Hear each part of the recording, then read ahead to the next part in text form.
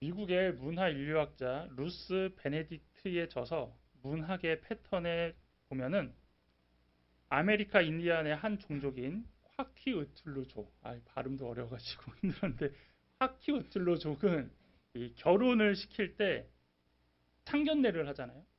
그러면 그 상대 집안에 꿀리지 않으려고 포틀레치라는 특이한 행동을 한다고 합니다.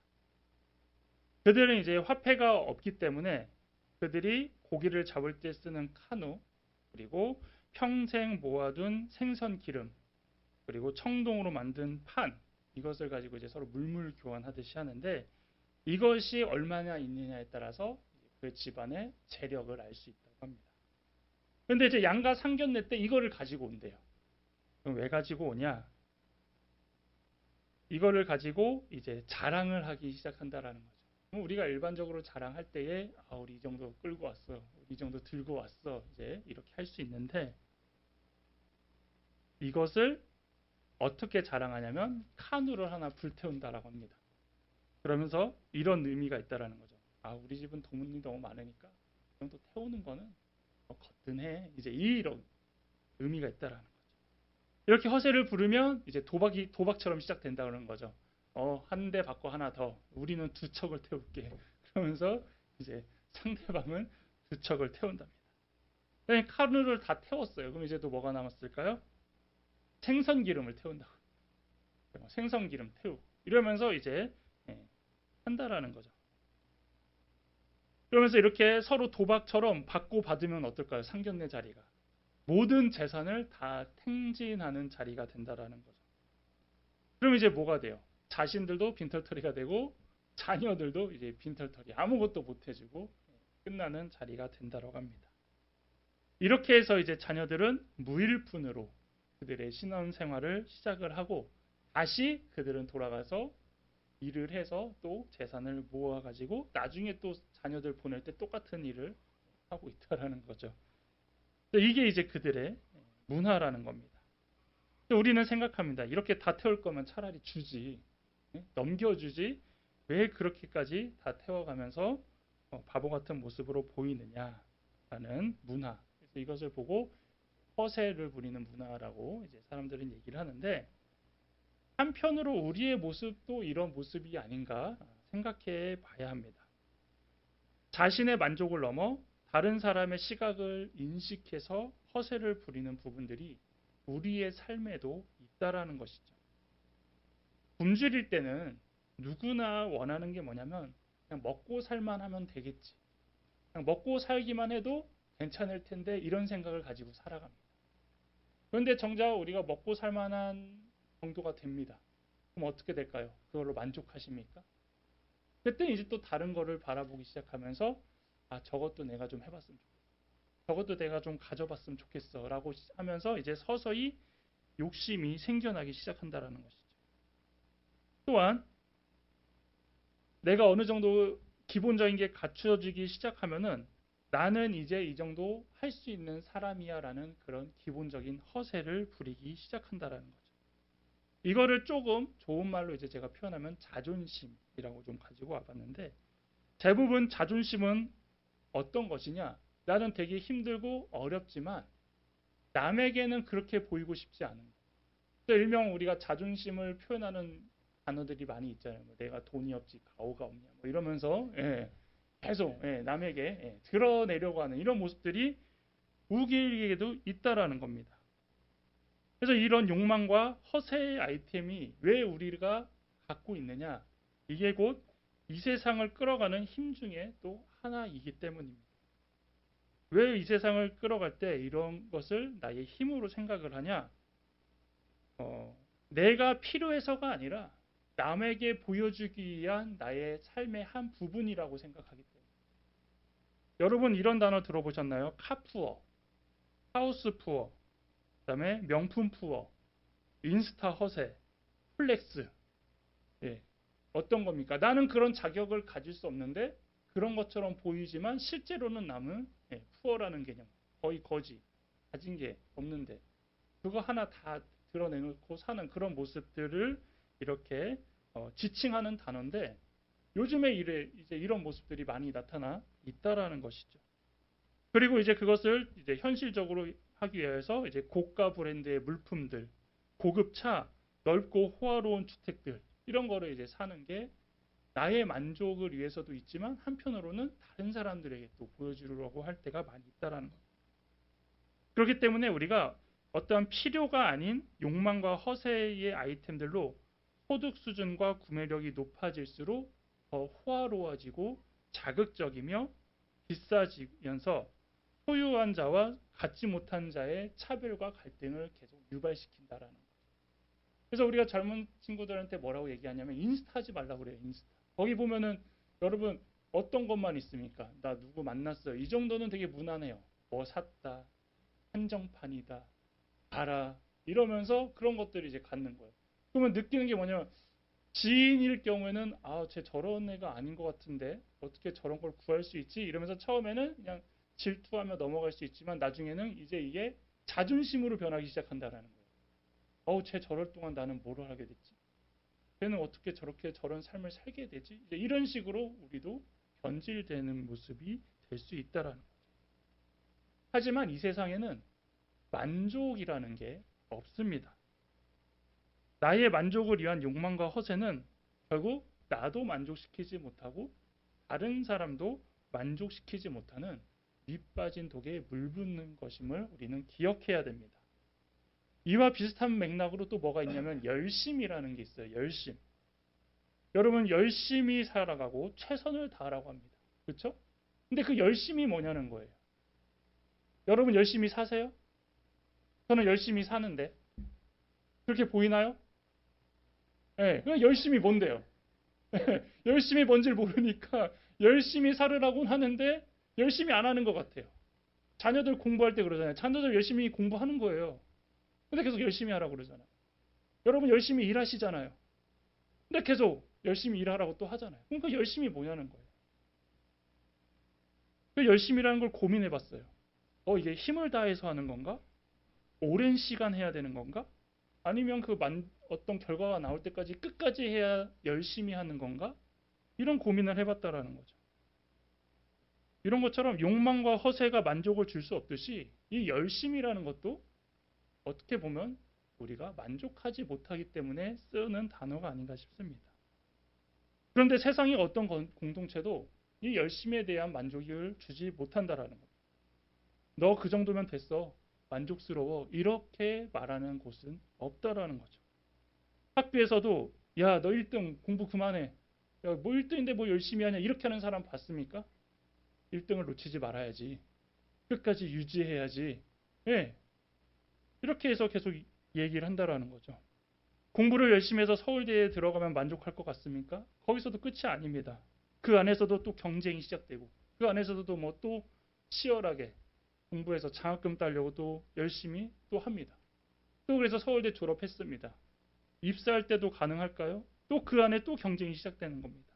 그러면서 계속 우리는 어떤 거를 만족하기 위해서 열심히 하라고 하지만 실제로 열심히 했을 때 대부분은 또 자격 미달이기 때문에 이 열심이라는 건 참 우리가 힘든 모습으로 살아가게 하고 결국은 사회가 원하는 자격 미달의 늪에서 살아갈 수밖에 없다라는 거죠. 그러니까 좌절하고 포기하는 거예요. 나 열심히 했는데, 나 최선을 다했는데 끝까지 나도 만족할 수 없고 다른 사람도 만족할 수 없는 모습이 나타나기 때문에 그럼에도 다른 사람에게는 뒤처져 보이지 않기 위해 그래서 이제 우리가 하는 게 허세라는 걸 통하여서 어떤 부분적인 만족 그리고 나는 만족 못해도 다른 사람 눈에는 만족시키려고 하는 이런 모습으로 살아갈 때가 있다라는 것이죠. 이런 모습이 이제 개인의 신앙과 교회에서도 나타납니다. 신앙은 하나님과 나와의 관계를 가장 중요하게 생각합니다. 그런데 교회라는 공동체에 이제 속하다 보니 사람의 눈에 보이는 것도 중요하게 생각할 때가 있다라는 것이죠. 열심히 산다고 그랬잖아요. 근데 이게 중요한 게 아닌 거예요. 표정이 안 밝아요. 그러니까 맨날 아까도 아내가 웃어 이러는데 이런 거예요. 아니 목회자 하나님 앞에 열심히 살면 되지 표정이 밝아야 돼 이런 고민을 막 하기 시작하는 거예요. 교인들도 마찬가지입니다. 나와 하나님의 관계가 좋으면 된다는 거 그게 신앙 아닙니까? 그게 중요한 게 아니에요? 근데 여러분 교회 올 때 고민하잖아요. 무슨 옷 입고 가지? 머리 스타일은 어떻게 하고 가지? 이런 부분들. 이게 이제 물론 잘 보여야죠. 그렇다고 막 안 씻고 오고 막 부스러운 이러면 또 안 되죠. 네. 그렇지만 어느 순간 그런 가운데서도 약간의 이런 허세들, 나의 모습이 아닌 다른 모습을 보이려고 할 때가 참 많이 있다라는 것이죠. 그러다 보니 어느새 내가 하나님 앞에 보이려고 하는 게 아니라 사람한테 보이려는 데 더 집중하게 되고 이게 변질돼서는 이제 하나님 앞에 보이는 것까지도 속이려고 할 때가 있다라는 것입니다. 아직 우리 교회는 이런 신앙의 허세를 부릴 만한 규모도 아니고 직분도 아니고 분위기도 아니지만 지금부터 우리가 잘 생각하지 않으면 언제 나 스스로가 이런 허세로 무너질지 모르기 때문에 항상 긴장하면서 점검해야 된다는 것입니다. 현재 본질에는 신경 쓰지 않고 형식과 관습에 젖어 연애와 영성의 어려움을 느끼기 시작하거나 신앙생활을 하는 데 있어서 어떤 불평, 불만이 생기기 시작했다? 그러면 이미 우리 안에도 이런 영적인 허세가 생긴 것임을 알고 싹트는 것임을 알고 다시 조절하고 회개하고 버려야 된다는 것이죠. 그렇다면 이 허세의 반대는 뭘까요? 겸손입니다. 사람들이 허세를 부리며 드러내고 높아지고 힘을 과시하는 이 땅에 예수님께서 육체로 오심으로 인간도 경험하기 싫은 가장 힘든 십자가를 지셨습니다. 이런 사실을 보고 여전히 신이신 예수님을 부정하거나 또한 인간으로 오신 것을 인정하지 않고 또 완전한 인간이 아니었다라고 얘기하는 이단들도 있지만 우리가 정확히 알아야 되는 건 뭐냐면 예수님께서 십자가를 지셔서 겸손하신 것이 아니라 이미 사람의 몸으로 이 땅에 오신 그 모습이 겸손의 모습이라는 것입니다. 또한 우리가 하나님의 아들이라는 표현을 쓰다 보니 성부 하나님께서 아들을 보내셨다 이런 얘기 많이 하잖아요. 그래서 등 떠밀려 오신 것처럼 느낄 때가 있어요. 하나님께서 너 내려가 봐.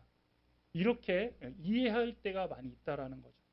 하지만 그게 아니라 성자 하나님인 예수님께서 명령에 의하여 순종하여 수동적으로 오신 것이 아니라 예수님 스스로가 우리 같은 죄인들을 구원하시려는 성부 하나님의 계획과 같은 마음을 가지셨기 때문에 자기를 비우셨다라고 성경은 말하고 있습니다.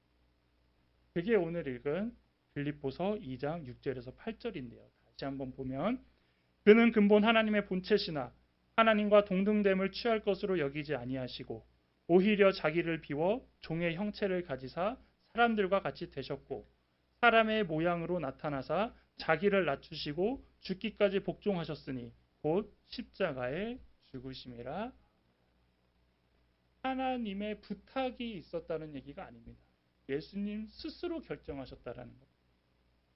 그래서 원래는 성부 하나님과 동일한 형상 혹은 동일한 역할이셨으나 스스로 자신을 비워 자신을 낮추셨다고 나오고 그다음에 성부 하나님의 계획에 순종하여 스스로 동등되이 여기심을 거절했다고 합니다. 또한 자기를 비워라는 표현은 스스로 이런 신적인 것을 포기한 것이 아니라 자신의 영광을 억제하고 낮아지셨다라는 걸 의미합니다. 그래서 사람이 갖고 있는 생각과 정반대의 모습으로 우리에게 오신 것이죠.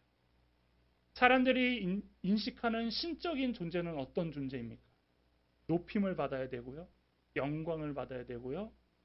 어떤 어려움을 당해서도 안 되고요. 우리와 다른 존재로, 우리와 같이 있을 수 없는 존재로 우리가 인식할 때가 많이 있다라는 것이죠. 그런데 예수님은 어떻습니까? 이거와 완전 반대되는 개념으로 오셨다라는 겁니다. 그리고 예수님께서 인간으로 오신 것이 얼마나 큰 거냐. 우리는 그것을 잘 이제 이해하지 못해요. 그냥 신이니까 가능하지, 신이니까 우리에게 올 수 있지 이 개념이 아니라 말씀에는 뭐라고 표현했냐? 종의 형체, 즉 종의 모습까지라고 표현할 정도로 그렇게 어려운 신분, 어려운 위치라는 것을 한 번 더 이야기하고 있다라는 겁니다. 근데 인간으로 오신 것으로 끝난 게 아니죠. 성부 하나님의 계획을 이루기 위하여 죄인의 형틀인 십자가에 달리심으로 얼마나 겸손하게 하나님의 뜻을 따르셨는지 우리는 알게 되는 것이죠. 그렇다면 예수님은 왜 자신을 비우고 이렇게 연약한 인간으로 오셨을까요? 예수님께서 무엇 때문에 하나님과 동등된 영광을 마다하시고 가장 연약한 인간의 몸으로 오셔서 그런 어려움을 겪으시고 힘든 겪으시고 사람이 제일 싫어하는 것을 선택하셨을까요? 그 이유는 오직 우리에게 구원의 길을 여시기 위함이었습니다. 목마르고 피 흘리며 고통스러워하는 그 육신만이 대속제물로 드려질 수 있기 때문이었습니다. 그래서 더 놀라운 것은 예수님의 관심이 자신의 낮아짐과 육체의 고난이 아니었습니다. 주님의 관심은 오직 하나님의 모든 일을 이루는 것이었습니다. 그래서 요한복음 19장 28절에 그 후에 예수께서 모든 일이 이미 이루어진 줄 아시고 성경에 응하게 하려 하사 이르시되 내가 목마르다 하시니. 여기서 잘 보면은 예수님이 뭐라고 설명이 되냐면 모든 일이 이미 이루어진 줄 아시고, 즉 하나님께서 우리를 위해 이루시려는 그 모든 것들이 이제는 완전히 이루어지었다라는 것을 하셨다라는 것이죠. 이 말씀은 두 가지 의미를 내포하고 있습니다. 먼저는 지상 생활 동안 행하신 모든 일, 지금 십자가를 통해 이루시는 그 구원 사역입니다. 즉 예수님은 이 고난을 마지막으로 구원의 임무가 완성하셨음을 아신 것입니다. 물론 이후의 부활도 여기에 의미가 포함되어 있습니다. 그래서 사람의 몸으로 이 땅에 오신 것도 이미 겸손을 보여주셨는데 마지막에 십자가의 사명을 이루심으로 하나님의 계획인 구원 사역까지도 완성하셨다는 거죠. 그래서 내가 목마르다 말씀하신 이유가 다 이루었다라고 말씀을 하십니다. 이렇게 볼 때에 우리는 어떤 신앙을 가지고 있는지 생각해 봐야 됩니다. 바로 허세 신앙을 가지고 있는지 십자가 신앙을 가지고 있는지. 이것을 알기 위해서 우리의 관심사가 무엇인지 보면은 쉽게 생각할 수 있습니다. 그 관심사라는 것 뒤에는 항상 욕망이라는 게 있죠. 그래서 그 욕망이 인격을 지배하고 있기 때문에 내가 어떤 욕망이 있기 때문에 무엇을 바라보는지를 알 수 있다라는 겁니다. 그래서 내가 무엇에 관심이 있느냐, 집이냐, 사냐, 돈이냐, 그게 결국 뭐예요? 내가 갖고 싶은 욕망이 있기 때문에 그거에 관심을 갖고 있는 것처럼 세상적인 사람이라면 세상의 기준에 따라 허세에 목말라 할 것이고 하나님의 사람이라면 하나님을 향한 갈망을 갖고 있을 거라는 거죠.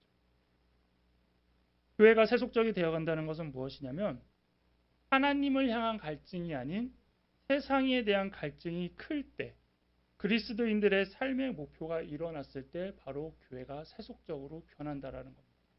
기준이 변한다라는 거죠. 보는 것이 달라진다라는 것입니다. 여러분 잘 볼 때, 저 교회는 기도를 정말 많이 해. 와, 저 교회는 찬양 정말 열심히 해. 이런 얘기가 맞나요? 저 교회는 화장실이 전자식이야. 와, 저 교회는 교회 의자가 너무 편해. 어떤 얘기가 많이 들려지십니까? 이런 부분이라는 거예요. 그리스도인으로서 삶의 목표를 잃어버린 사람들은 이제는 종교적이 되어 간다라는 것이죠.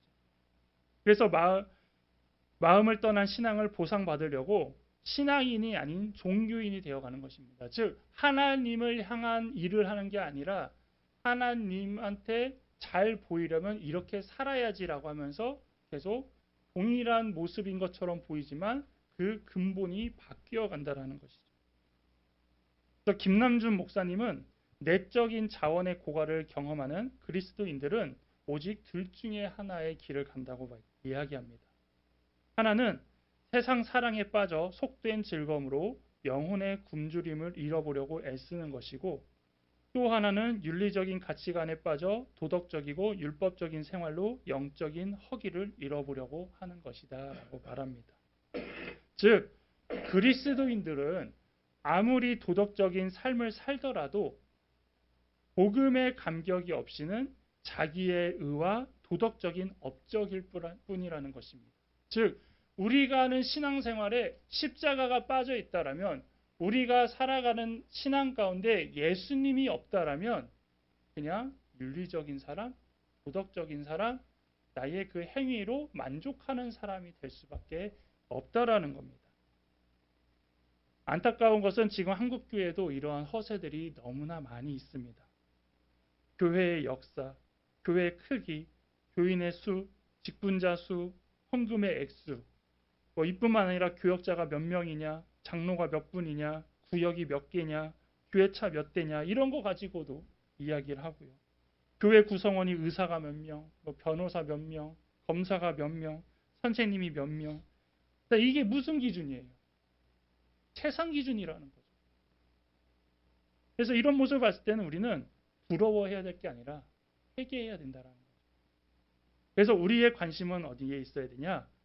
내가 얼마나 거룩한 삶을 살아가는지 애써야 된다는 것이고, 내가 얼마나 그렇게 살아가려고 하는지를 점검해 봐야 된다는 것입니다. 한 사람의 불순종으로 죄가 이 땅에 들어오므로 그 죄로 말미암아 사망이 왕노릇하는 불행에서 한 사람의 순종으로 모든 사람에게 생명을 가져다 주었고, 죄와 사망의 권세에서 벗어나게 하는 그 십자가의 구원, 그 예수님을 안다라는 것. 이 이상으로 우리는 더 이상 솔직히 할 게 없다라는 것이죠. 그럼 우리는 무엇을 할 수 있느냐? 그것은 우리를 위해 이루신 그 십자가로 인하여 하나님께 찬송과 영광을 돌리는 것뿐입니다. 그러면 이제 바뀐다라는 것이에요. 우리가 봉사하는 것, 우리가 기도하는 것, 우리가 예배하는 것, 이게 나의 만족을 위해서 하는 게 아니라 도리어 이걸 통해 하나님께 영광을 돌리는 모습이 된다라는 것이죠. 또한 죄인들을 향하여 변함없이 보여준 신실한 예수님의 성품을 노래하는 게 우리가 할 수 있는 전부라는 것입니다. 사순절을 보내고 계신 여러분, 우리가 예수님의 고난과 아픔을 묵상하고 절제하며 거룩하게 지내는 그 의미를 다시 한번 짚어봐야 합니다. 평소에는 거룩함과 동떨어진 삶을 살다가 사순절에만 반짝 거룩한 모습으로 살아가진 않는지, 평소에는 말씀과 묵상을 멀리하다가 40일만 필사하면서 또 묵상하고 있지는 않는지, 평소에는 하나님 없이 살아가다가 사순절에만 예수님을 생각하며 살아가고 있지는 않는지, 이런 모습들이 어떻게 보면 우리가 가지고 있는 허세 신앙이라는 것이죠. 이제는 이러한 허세 신앙이 아닌 하나님 앞에 온전한 모습으로 살아가는 십자가 신앙으로 살아가는 여러분 되시기를